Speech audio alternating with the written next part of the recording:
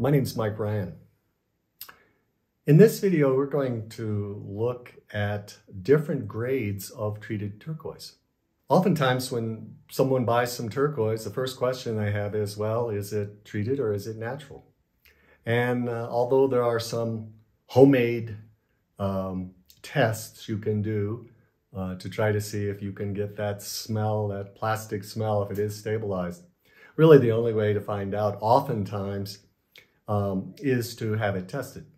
But even better is, what did you pay for it? And if it's real inexpensive, then you can be pretty sure it's treated turquoise, because over 80% of all the turquoise in the marketplace has been treated in some fashion for use in jewelry.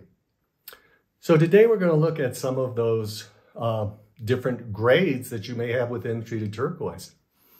And this is a big part of the marketplace because there's a two-tier market. The vast majority is going to be treated in some fashion, and then you have this small little sliver of the market that is natural. In the treated, we're going to start with imitation. Now, imitation can be plastic, just blue plastic that people are saying is turquoise, to some sort of dyed other mineral. Oftentimes it's dyed howlite, dyed blue, they call it turquoise. And then we have the largest segment of the treated market now, which is block. And there's a reason for that. And block turquoise is just taking, you might take bits of turquoise, ground up dust, other minerals, seashells, all sorts of things you can put in there, get color, different colors, and you mix that all together in plastic, and then you compress that in a press into a block. And this is very popular because with that, you can cut that into anything you want and you can get real consistency in the product. And oftentimes manufacturers, that's their biggest problem. They don't want to have natural turquoise where they make one product, they show it on television or something, and people look at that, and then when they get their one of 10,000 units that have been sold, they go, this looks completely different. So they want to get as much consistency as possible. You can do that the easiest way with block turquoise, or you can also do it with treatment, different treatments.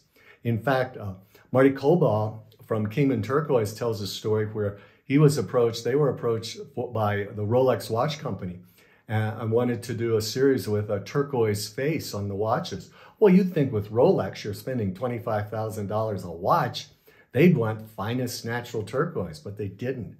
They wanted consistency. They wanted each one of those watches to be as consistent in the look of the turquoise as possible. You just can't do that with natural turquoise. It's very difficult even with treated turquoise. But as we're going to see, you can get different grades to try to match the particular output you're looking for in your jewelry. When we get to treated, we're basically talking stabilized and using either epoxy or acrylic monomers and polymers. And at the lowest end, you take the most inexpensive, most crumbly chalk you can find. And I was talking to Ron Alexander, and he was telling me, yeah, this will just break apart in your hand. And that is some really good turquoise to be treated with epoxy, because the epoxy is so viscous, you need a very porous material to accept that. And you have to put that in under pressure. So it has to be done under an autoclave. On all of these treatments, the real success and the best treatment processes are those who have learned how to process, prepare the stone going in before treatment, which is basically how you're drying it out, and then how you cure it afterwards, after the treatment. And these are really what differentiate the best treatment systems from ones that aren't very good at all. It's in that curing process that you're going to end up with streaks, other imperfections in there that you don't want in your treated turquoise. So the acrylic is going to use a higher grade of chalk, and you're using an acrylic plastic, which is much less viscous than the epoxy.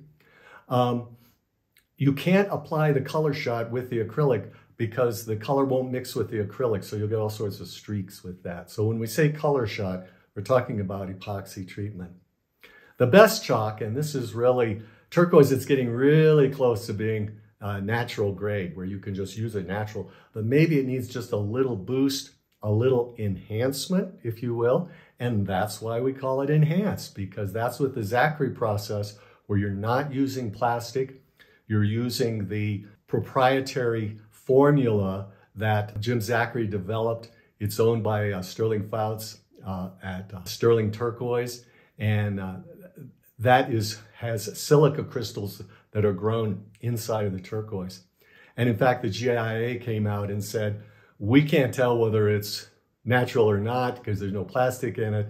And that's why that's the grade of turquoise that you'll often see on the Home Shopping Network and those programs, because it has kind of gotten the highest seal of approval within the world of treated turquoise. So let's talk a little bit about the economics. That chalkiest rough turquoise may sell for $10 a pound.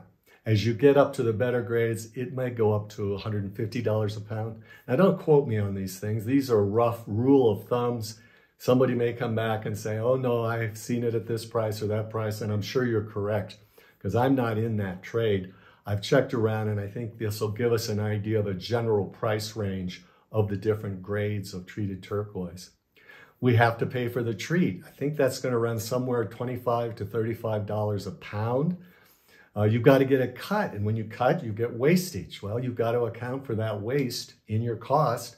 You got to pay the cutter, maybe 50 cents or more a carat. So by the time you finish with that most inexpensive chalk turquoise, by the time it's going to market, it's probably up somewhere around $600 a pound or so. So depending on how many carats you get cut out of that, maybe your price range anywhere from 6 to 15, 20 cents a carat. With the highest grade, you may have $1,100, $1,500 a pound in that higher grade treated turquoise. So now you're getting up to maybe a dollar or so of a wholesale price, maybe a little less, a little more than that. So quite a range of prices on that, and certainly the output, the look, is going to reflect that. We have a photo here now, courtesy of Philip Chambless, who's my writing partner on Turquoise in America Parts 1 and 2. And he had mined at the old Gove mine in California. And here we see some chalk turquoise in a photo that he sent me. And we can see the range here. We can see the white piece that is just kind of the most chalky. And then you see some with a little bit of color, some with less. And this is what the miner would have to decide. They'd have to separate out those different grades of chalk and decide what would be the best way to monetize that for the highest value by selecting what sort of treatment would be best suited to that particular stone. So I hope you've enjoyed this little excursion into the different grades of treated turquoise.